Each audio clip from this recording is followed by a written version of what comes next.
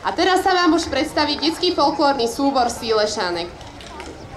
Súbor pochádza z Vindolu a pracuje už 4. rok. Spracováva detské hry, riekanky a tance z nitrianskeho a požitavského regiónu. Ich členka, najmladšia členka súboru, Bianka Verešová, už 3-krát sa prebojovala na celoslovenské kolo súťaže Slávik Slovenska a získala ocenenia.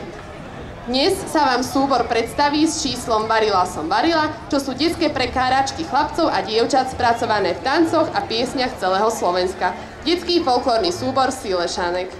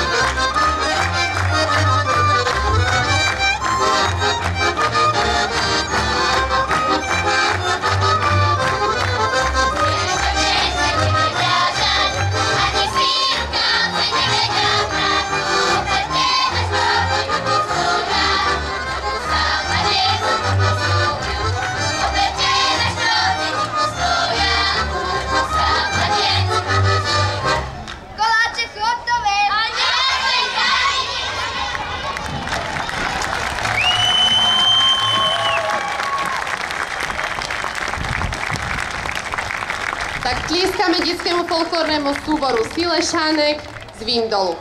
A teraz sa nám predstavia Horehronci. Folklórny súbor Závačan zo Závadky nad Hronom, ktorého činnosť sa datuje od roku 1995. Spolupracoval s rôznymi